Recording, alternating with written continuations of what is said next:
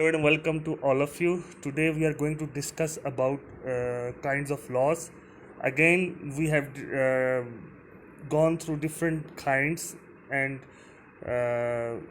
आज का जो हमारा टॉपिक है वो दो उन इकसाम के बारे में है कि जिनके का अलहदा से एक सब्जेक्ट भी है एलएलबी में। लेकिन खैर हम आज इसको सिर्फ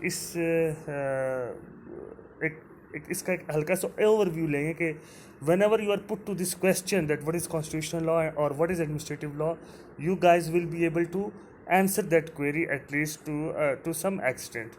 we are not going in depth of this two laws, क्योंकि उस तरह से जाएँ तो ये तो जिस तरह कि मैंने पहले बताया कि एक पूरा सब्जेक्ट है एक अलहदा से, तो we will just have a slight overview of that. So let us start from constitutional law first. Okay, constitutional law is the body of law which provides the role, power and structure of different organs within a state. It provides basis of the framework to run a state. जब भी कोई state मर्ज़ वजूद में आती है तो जो उसका बेसिक लॉ है, जो इसका प्राइम लॉ होता है, जिसको हम सुप्रीम लॉ भी कह सकते हैं, highest authority in that state, that is called constitution. आप ये भी कह सकते हैं कि एक स्टेट का होना इस बात की दलील है कि उसके अंदर कॉन्स्टिट्यूशन है। एक स्टेट का सॉवरन होना इस बात की दलील है कि उसके अंदर उसका एक अलग से कॉन्स्टिट्यूशन मौजूद है, जिसको हम सुप्रीम लॉ भी कहते हैं। लेकिन ये जो लॉ है, ये आजकल के मॉडर्न एरा में हम कह सकते हैं कि ये लॉ पावर्स, फंक्शंस ये डिस्क्राइब करता है किसी एक सॉवरन स्टेट में। अब नॉर्मली हम देखते हैं अपनी स्टेट्स में कि लेजिस्लेचर, एग्जीक्यूटिव एंड जुडिशरी, ये तीन मेन ऑर्गन्स हैं। किसी भी एक main pillars of the state आप इसको कह सकते हैं। इन पिलर्स के दरमियान जो इनकी पावर्स को और इनकी जो अथॉरिटीज़ को जो बेस लाइंस इन सब को एक दूसरे के साथ अलग कर रही हैं, ये काम है कॉन्स्टिट्यूशन का। क्योंकि कॉन्स्टिट्यूशन उनको बताता है कि जुडिशरी का क्या रोल है, कॉन्स्टिट्यूशन बताता है लेजिस्लेचर का क्या रोल है, कॉन्स्टिट्यूशन बताता है कि एग्जीक्यूटिव का क्या रोल है। अब ये जो बात मैं इस वक्त कर रहा हूँ, ये मैं बात कर रहा हूँ उन स्टेट्स के बारे में जो कि वेलफेयर स्टेट हैं, जहाँ पे आप ये समझ लें कि वहाँ पे डेमोक्रेसी मौजूद है, या अगर डेमोक्रेसी नहीं भी है तो भी किसी हद तक सेपरेशन ऑफ पावर्स का या पावर्स की डिस्ट्रीब्यूशन का कॉन्सेप्ट मौजूद है। We are not talking about those autocratic countries, we are not talking about dictatorships के जहाँ पे जो ताकत है वो किसी एक फ़र्द के पास है और उसने कोई और उस मुल्क में भी जो कॉन्स्टिट्यूशन होगा, लेकिन उसमें शायद इस तरह का जो लिमिट्स है ना रिलेशनशिप्स की, वो मुतय्यन उस तरह से ना हो। ठीक है, बहरहाल हम तो इसमें एक वो सिनेरियो देख रहे हैं कि जहाँ पे नॉर्मली जो मॉडर्न डे नेशन स्टेट्स हैं वहाँ पे कॉन्स्टिट्यूशनल लॉ कैसा होता है। USA had the world's first written constitution in the modern world. पूरी दुनिया में जो इसका सबसे जो पुराना कॉन्स्टिट्यूशन लिखा हुआ है, रिटन कॉन्स्टिट्यूशन की बात कर रहे हैं, वो यूएसए का है। Most of the constitution laws are in written form. Pakistan का भी कॉन्स्टिट्यूशन रिटन फॉर्म में है, इंडिया का, फ्रांस का, जर्मनी का, अमेरिका का, जिस तरह की मैंने पहले बात की है। UK still relies upon constitutional convention. Guys, this is very important because UK does not have a pure full-fledged constitutional law. Even some people say that UK does not even have a constitutional law. There is no difference between a constitutional law and an ordinary law in UK, but this was a story of past. क्योंकि European union का member बनने के बाद वहाँ पे बहुत सी ऐसी चीज़ें थीं जो उनको अपने पास सुप्रीम लॉ के तौर पे रखनी पड़ गई। क्योंकि इस वक्त, आज के दिन की बात अगर की जाए, तो इस वक्त भी जो supreme law of the land of in any European state है, वो यूरोपियन यूनियन लॉ ही है। और अगर हम कॉमन लॉ की हिस्ट्री में भी जाएं तो पहले की एक पुरानी बात है ना कि कस्टम्स, ठीक है, अभी भी वो कस्टम्स पर रिलाई करता है, बट यूरोपियन कन्वेंशंस भी वहाँ पे चलती हैं। बहरहाल ये एक अलग टॉपिक है, हम इस पर ज़रूर जाएंगे, लेकिन यहाँ पर आपको सिर्फ ये बात समझनी चाहिए कि UK still relies upon the constitutional conventions. Again, what are the properties of constitutional law? It is considered the supreme law of the land and all other laws get validation from it for sure, क्योंकि जब ये law नहीं रहेगा तो मुल्क में और दूसरा लॉ भी, फिर तो स्टेट ही नहीं रहेगी। और इसीलिए बहुत से कॉन्स्टिट्यूशंस में लॉ को एब्रीगेट, सुप्रीम लॉ को एब्रोगेट करने की सजाएं मौजूद हैं, जो कि पाकिस्तान में भी है. It provides and preserves fundamental rights, and this is very important because many of the constitution have incorporated fundamental rights in their own in their chapters. और इसमें जो सबसे जो अहम बात है वो है यूनाइटेड नेशंस का जो ह्यूमन राइट्स का चार्टर है और European convention of human rights, जिसको इंग्लैंड ने सेपरेटली अडॉप्ट किया, क्योंकि इंग्लैंड ने कॉन्स्टिट्यूशनल जो उसका, क्योंकि उसका कॉन्स्टिट्यूशन से हमारे पास उस तरह से रिटन फॉर्म में मौजूद नहीं है, लेकिन वहाँ पे जो इस वक्त सुप्रीम ह्यूमन राइट्स की बात की जाती, तो वो बिल्कुल उन्होंने जो European convention of human rights को they had to adopt them in 1998, जिस समय मैंने ये बात लिखी हुई है. In the matter of written constitution, basic change is always difficult and it is considered rigid, and this is one of the flaw of written constitution. Written constitution का flaw क्या है? अगर आपसे कोई यह बात पूछे कि what is the back, जो इसका drawback क्या है? What is the drawback of constitutional law? It is the read form. Why? Because शायद बदलती सूरत हाल में आप इसको उतने तेजी से चेंज ना कर सके जैसा कि इंग्लैंड का, जैसा कि सॉरी वो स्लिप ऑफ द टंग है इंग्लैंड. अमेरिका का constitution is considered to be one of the most rigid constitution in the world. Even Pakistan में जो कॉन्स्टिट्यूशनल अमेंडमेंट अगर करनी है तो it will not be done by simple majority. शायद UK में बातें सिंपल मेजॉरिटी से तय पा जाती हैं क्योंकि वहाँ पर रिटन कॉन्स्टिट्यूशन नहीं है, लेकिन जहाँ पर रिटन कॉन्स्टिट्यूशन है दुनिया पूरी में तकरीबन इतना आसान नहीं है कॉन्स्टिट्यूशनल अमेंडमेंट्स को पास करना. इन federal systems it provides the distribution of powers between centre and units. अच्छा, ये जो हम टॉपिक पढ़े this is basically related with political science, क्योंकि कॉन्स्टिट्यूशनल लॉ को ज़्यादा हम स्टडी पॉलिटिकल साइंस में करते हैं, और आप उसको पॉलिटिकल साइंस में whoever has studied political science must have gone through with different constitutional laws of the whole world, and also for Pakistan, India, Turkey, or USA, UK.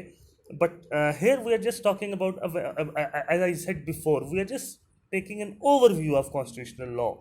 So in federal system कौन सा system होता है? Federal system वो system होता है जिसमें मरकज़ और उसके यूनिट्स होते हैं. उन यूनिट्स को कहीं पे प्रोविंसेस कहा जाता है, कहीं पे उसको स्टेट्स कहा जाता है, कहीं पे इसको कोई भी और नाम दिया जा सकता है. तो जर्मनी में उनको स्टेट्स कहा जाता है, अमेरिका में उनको स्टेट्स कहा जाता है, पाकिस्तान में उनको प्रोविंसेस कहा जाता है. तो इसमें होता ये है कि कॉन्स्टिट्यूशन जो है फिर ये आपको एक तरीकाकार मुकर्रर करता है आपके लिए कि फेडरेशन के पास, यानी फेडरल जो आपका सेंटर है उसके पास, और जो यूनिट्स हैं उनके दरमियान जो पावर का डिस्ट्रीब्यूशन है वो कैसे होगा. In unitary system like England, it provides powers to one central figure, और वो जो वन सेंट्रल फिगर है फिर वो आगे पावर्स को डिस्ट्रीब्यूट करती है. ठीक है, क्योंकि उसमें कोई बेसिक फ्रेम, क्योंकि उसमें फेडरल सिस्टम तो है नहीं, वो तो यूनिटरी सिस्टम है. जिस इंग्लैंड में कहते हैं जो पार्लियामेंट है वो मंबा है ताकत का, तो ताकत का सरचश्मा पार्लियामेंट को जिस तरह वहाँ पे कहा जाता है. तो इसका मतलब ये कि वही पार्लियामेंट जो है वही आगे डिस्ट्रीब्यूट कर रही है, क्योंकि वहाँ पे सेपरेशन ऑफ पावर्स का कंसेप्ट उस तरह से नहीं है जिस तरह से अमेरिका में. और sometimes we even call it division of power और distribution of powers. It controls the tyranny of majority in a state. So guys, this last point is very important. ये यहाँ से आपको ज़रा समझने की बात ये है इसमें कि जब किसी भी स्टेट के अंदर इलेक्शंस होते हैं तो वहाँ पे एक मेजॉरिटी की गवर्नमेंट आती है. अब अगर मेजॉरिटी आ जाती है, किसी एक पार्टी की आती है, दो पार्टीज की आती है, तो ये ना हो कि वो अपनी मनमानी करना शुरू कर दें उस स्टेट के अंदर. तो जो रिटन कॉन्स्टिट्यूशन होता है ये उसका एक प्लस पॉइंट है बहुत बड़ा, वो ये कि वो जो मेजॉरिटी की जो पार्टीज आई होती है वो उनको रोकता है कि आप सारे काम, आप हर वो काम कर सकते हैं कि जो ये कॉन्स्टिट्यूशन, जो बेसिक ड्राफ्ट, जो बेसिक जो हमारा डॉक्यूमेंट है, इसके अगेंस्ट आप ना जाएं. इसके अलावा इसके अंदर है कि आप जो मर्जी अपनी पॉलिसीज को बनाएं. So this is what constitution law is. Next है एडमिनिस्ट्रेटिव लॉ. एडमिनिस्ट्रेटिव लॉ को जो है ना वो बड़ी रीसेंट डेवलपमेंट है, क्योंकि जो पुलिस स्टेट का कॉन्सेप्ट था ना, पहले स्टेट्स का कॉन्सेप्ट क्या था, हमने ये बात पहले ही पढ़ी कि स्टेट का पहले कॉन्सेप्ट क्या था. और स्पेशली पॉलिटिकल साइंस में आपने पढ़ा होगा कि पहले स्टेट का काम था कि भाई गैर जो मुल्की होते थे या जो उस स्टेट के नहीं होते थे उनसे बचाओ. ये एक बड़ा वो कॉन्सेप्ट होता था कि और भी माल और जान को जो है ना वो बचाना. तो 2-3 फंक्शन होते थे स्टेट के। लेकिन मॉडर्न एरा में वेलफेयर स्टेट का जब से कॉन्सेप्ट बढ़ा तो डिफरेंट इंस्टीट्यूशंस जो थे दे डिफरेंट इंस्टीट्यूशंस जो थे वो जो लैंडस्केप पे वो नमूदार होना शुरू हो गए। अब वो जो डिफरेंट इंस्टीट्यूशन से मेरी मुराद क्या, डिफरेंट इंस्टीट्यूशन से मेरी मुराद ये है कि जिस तरह पुलिस की इंस्टीट्यूशंस आप ले लें, एजुकेशनल इंस्टीट्यूशंस आप ले लें, ठीक है, लॉ इन्फोर्समेंट एजेंसी के इंस्टीट्यूशंस आप, अब ये जब इंस्टीट्यूशंस जब ये उभरना शुरू हुए तो पार्लियामेंट के पास इतना टाइम नहीं था कि वो इन सब इंस्टीट्यूशंस के जो है ना बाय लॉज बनाते रहे। तो पार्लियामेंट ने इन सारे इंस्टीट्यूशनों का भी तुम अपने लॉज को खुद बनाओ, ठीक है। तुम FIA ने अपना, जैसा पाकिस्तान FIA ने अपना लॉ खुद बनाया, पुलिस के कुछ रूल्स, पुलिस के जो रूल्स हैं वो उन पर खुद तरमीम करते हैं, वो खुद उसको तरमीम को जो है वो पेश करते हैं पार्लियामेंट्स में कि भाई ये हम चाहते हैं कि ये तरमीम ऐसे क्यों, क्योंकि हमें पता है कि हमें काम किस तरह से हम आसानी से काम करते हैं। तो इस सारे इन लॉज को, यानी वो जो एडमिनिस्ट्रेटिव यूनिट्स के जो लॉज हैं, एडमिनिस्ट्रेशन के कामों को चलाने के लिए जो लॉज होते हैं उनको हम एडमिनिस्ट्रेटिव लॉ कहते हैं। अब इसके बारे में जो administrative law governs administrative agencies of the government, जो गवर्नमेंट के अंदर जो एडमिनिस्ट्रेटिव एजेंसी है जिनका डायरेक्ट तल्लक होता है एडमिनिस्ट्रेशन के साथ, and also describe it as a proof of the power of sovereign authority in a state। एक जो सॉवरन है, सॉवरन जो है वो अपनी पावर किसके थ्रू दिखाता है, अपनी एडमिनिस्ट्रेटिव एजेंसीज के थ्रू ही दिखाता है ना, जिस तरह पुलिस है, FIA है, लॉ इन्फोर्समेंट एजेंसीज हैं। It is mainly concern with the administration in a state. It basically deals with the functions of the state and powers along with authorities of different institutions with in a state. एक state के अंदर, modern day state जो है उसके अंदर बहुत सारे institutions हैं। हम इसमें जुडिशल इंस्टीट्यूशन की बात नहीं कर रहे, क्योंकि जुडिशरी एक अलग से पिलर है। हम इसे बात करें एग्जेक्टिव के अंडर जो इंस्टीट्यूशंस आते हैं, जिनके थ्रू एग्जेक्टिव अपनी पावर का इजहार करता है। एक प्राइम मिनिस्टर जो है वो खुद से तो नहीं अपनी पावर का इजहार करता, वो अपनी पावर का इजहार अपने इंस्टीट्यूशंस के नज़रिए से करता है। वो इंस्टीट्यूशंस जो हैं उनको, उन इंस्टीट्यूशंस का आपस में जो कोऑर्डिनेशन होता है वो उसको भी एडमिनिस्ट्रेटिव लॉ उसको गवर्न करता है। और एक इंडिविजुअल का, मेरा आपका जो तल्लक बनता है पुलिस के साथ, मेरा और जो आपका तल्लक किसी महकमे के साथ बनता है, फ़र्ज़ किया आप सुई गैस के महकमे में जाते हैं, आप किसी और महकमे में जाते हैं, वो वापडा के पास जाते हैं और आपकी वहाँ पे दादरसी नहीं होती, तो फिर आपके पास क्या रेमेडी अवेलेबल है, तो वो रेमेडीज़ आपको एडमिनिस्ट्रेटिव लॉ मुहैया करता है, प्रोवाइड करता है। Instances, the term droid administrative is use in France. अब फ्रांस में एडमिनिस्ट्रेटिव लॉ की टर्म जो है वो ड्रॉइड एडमिनिस्ट्रेटिव के तौर पे यूज़ होती है, which deals with the legal rules governing the relations between public administration bodies and also with individual. जैसा कि मैंने पहले बताया कि एडमिनिस्ट्रेटिव लॉ का काम यही होता है कि इंस्टीट्यूशंस का आपस में कोऑर्डिनेशन कैसे होकर एक इंडिविजुअल का उनके साथ जो तल्लक है, इस सारे को एडमिनिस्ट्रेटिव लॉ गवर्न करता है। और फ्रांस में भी ऐसे ही है। मोस्टली सिविल लॉ जो कंट्रीज़ हैं, सिविल लॉ कंट्रीज़ वो कंट्रीज़ जहाँ पे रिटन कॉन्स्टिट्यूशन ज़्यादा, जहाँ पे रिटन कॉन्स्टिट्यूशन है और जो डायरेक्ट डिसेंडेंट है रोमन लॉ के, जिस तरह के हमने वो हिस्ट्री ऑफ लॉ में पढ़ा था। Civil law countries provide special tribunals to जज the cases arising out of the misuse of the powers related with administrative agencies. France, Germany and Italy are the examples of that. जैसे France का मैंने ऊपर आपको बताया droid administrative है, तो यहाँ पे स्पेशल ट्रिब्यूनल्स हैं कि जब भी कोई लॉ इन्फोर्समेंट एजेंसी है, जब भी कोई और एडमिनिस्ट्रेटिव इंस्टीट्यूशन उनकी स्टेट में कोई उसके खिलाफ, किसी एक इंडिविजुअल को उसके खिलाफ कोई मसला होता है, या किसी इंडिविजुअल ना भी हो, किसी और एडमिनिस्ट्रेटिव एजेंसी को, किसी दूसरी एडमिनिस्ट्रेटिव एजेंसी के खिलाफ कोई मसला होता है, तो वो ऑर्डिनरी कोर्ट्स में नहीं जाते, उनके लिए स्पेशल ट्रिब्यूनल्स होते हैं। Why they are special tribunals there? क्योंकि उनको वहाँ पे जो जजेस बैठे होते हैं, they are basically trained in administrative law.